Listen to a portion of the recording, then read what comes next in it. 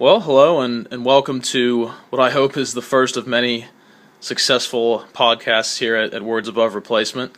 What I want to do today is just take a couple minutes and outline my book.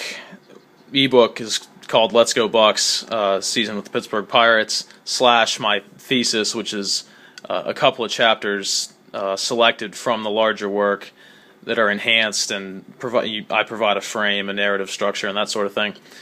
The thesis is called The Retweets of Victory, the Hashtags of Defeat, which is a little nod to the social media presence which is there throughout the work.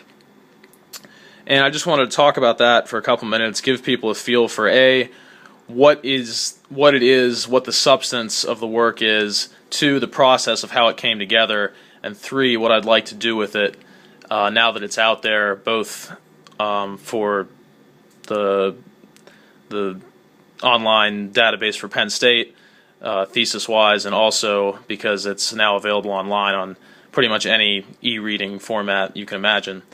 So, basically, starting with what it is, the book / thesis, thesis is just, again, a couple of chapters, but the work as a whole is a season-long chronicle of the 2012 Pittsburgh Pirates campaign. Starting with a game in early May. I didn't have the idea to write the book until I got home from school, so I couldn't start on opening day, April 1st, I believe. But it goes through the 82nd loss, which comes in late September.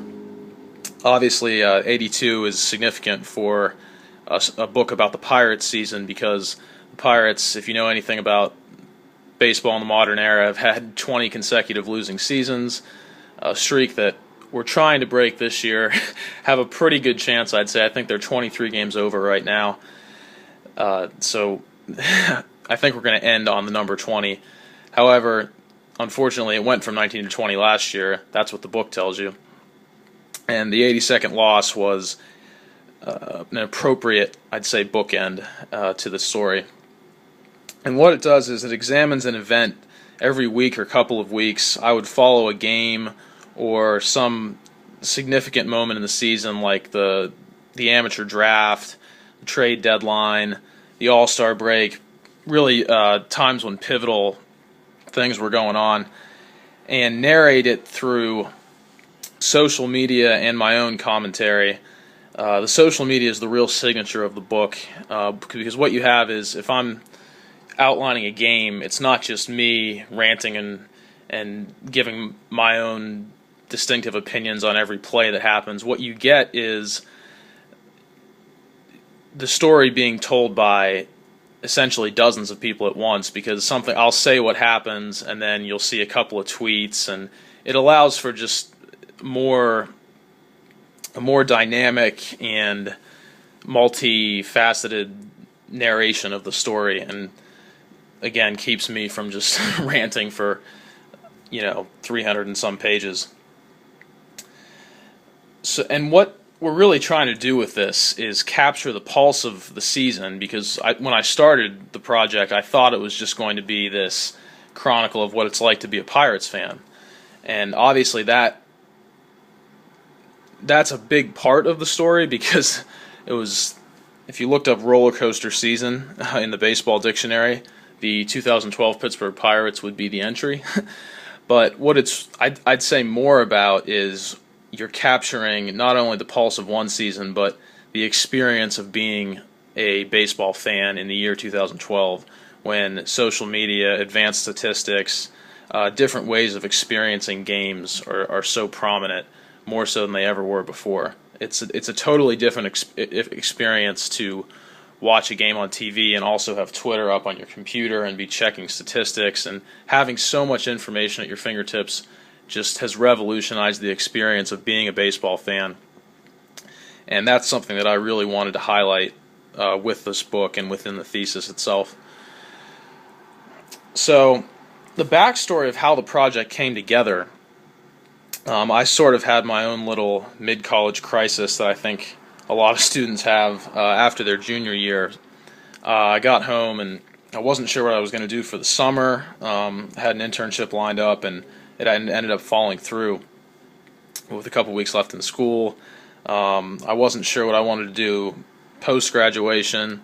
I always had ambitions on going to law school and becoming an attorney, but then by the time I looked into that enough, I realized this is the last thing in the world I want to do. So now I'm a history and political science guy who doesn't want to be a lawyer, which is an interesting predicament to be in. And I came to the realization that my lifelong passion was writing and talking about baseball and sports in general, but baseball is, I'd say, my main area of expertise. So my solution to this mid-college crisis was, I'm going to write a book about the Pirates and the experience of following them this season. And it was an idea that just kind of came to me one day, and the next day I decided to go through with it. So it was something that I really thought could be successful, because I had enough confidence in my own writing ability, but also the ability of the story to resonate with people. And people around Pittsburgh and people who love baseball generally, I think, would be interested in a project that covers a season from nearly the start to the finish, especially the nature of it being the Pirates and coming off 19 losing years in a row. And it's a very unique it's a very unique thing to be a Pirates fan, because there's really very few other fans in sports that can relate to that kind of experience. But very quickly I realized that it wasn't just about, like I said, being a Pirates fan. It's about being a modern baseball fan. And I first started including the tweets in some of these game summaries to capture the heartbeat of the fan base. And because I thought this was just going to be this big, long, negative, sarcastic, oh, it's so tough to be a Pirates fan story. But what it really ended up being was, this is what being a baseball fan in this day and age means. And it not only tells you how the season's going if you read into the tone of people's tweets, but it shows you how baseball fans operate, because you can talk about news, analysis, stats throughout the day, not just during the game, and then extensively if you just pull up Twitter during a game.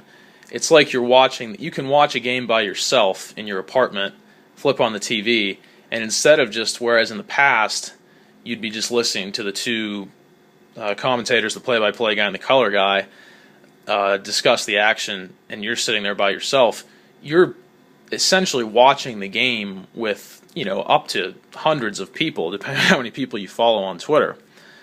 And it's really an incredible thing. There's almost every pitch, somebody says something new. It's a reaction to the thing that happened. Somebody tries to be funny. Somebody tries to make an insightful point. It's just really phenomenal how much more you can learn during the course of a game if you're connected through these social media channels. So once I figured out that was going to be the main crux of the book, I really started, as the summer progressed, de-emphasizing my own summaries of the games and made it more about the other fans that I follow on Twitter that people are retweeting. Not just fans, by the way. It's also analysts, commentators, even players. Sometimes you get the occasional pre-game and post-game tweets you can throw in there. So I covered, like I said, an event every week or two. No rhyme or reason, except for the ones that I knew were big, like the draft and the deadline and the All-Star break. Just random games that I just felt like following, and you can learn a lot about the season just from looking into what's said during the course of a game. That's something you can tell. I know there's a game that I cover later on in the book that's a win against the Astros in September, but you can tell that the team is collapsing. They went from being 16 games over at the start of August to obviously ending up finishing under 500, but the slide was so dramatic that you could tell by late August, early September that something bad was happening. And even though the game is a win, you can tell people are so much more cynical and sarcastic and negative than they were earlier in the season, which is a really unique thing to be able to capture. And so you can imagine what kind of note it ends on in that 82nd game. The 82nd game, by the way, is just, it's pretty much all tweets. I totally took my own narration out of it almost entirely, except one sentence summaries of big plays in the game. And once it got done, I wasn't quite ready to publish it. That's why I didn't come out with it until this summer. But essentially, by the mid-October, the first draft of it was written, and from there on, it was just a case of figuring out the best way to get it online, figuring out the things that I wanted to change, and I think I made some pretty significant revisions just based on tone. I tried to make it a little bit more professional, even though it is fan journalism. I wanted it to reflect on my writing abilities in a slightly more serious manner. It's still largely humor and sarcasm driven, but I just wanted to clean it up a little bit. And also, during this whole time, at some point in the year, I secured the approval to write a Letters, Arts, and Sciences thesis.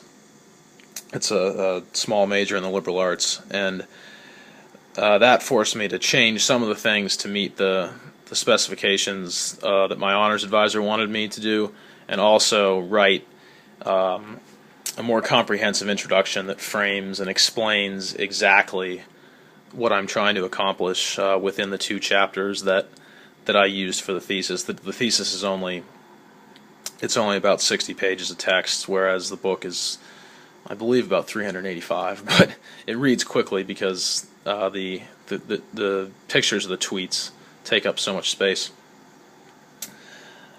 So now that it's out there, I got it out there in late June, and my thesis was submitted last week. So there's nothing more to do there except promote the book. But what I want to do with it after the process plays out is obviously one, to have it be fairly successful, because I think that gives me more credibility as an aspiring baseball writer, commentator. It'll show that my style and voice resonate with people, and that I would be a valuable asset for some sort of media outlet that generates sports content. And also that I want to have it, I sort of want it to be not some great American novel, but I'd like for people to point to it and say, this is not the definitive, but a good reference for what the experience of the fan is like these days, and hopefully somebody looks at it and says, this kid gets it. I want him to talk about baseball for my company, which is obviously my dream, and that's, again, why I started the project in the first place. So that's about all I have to say about this topic for now, but thanks for tuning in, and I hope you buy the book, obviously. Hashtag Let's Go Bucks, again, is the title. You can search for it on pretty much any platform, Amazon, iTunes, Nook, anything you can imagine. It's out there. So, again, buy the book, and thanks for listening. Bye.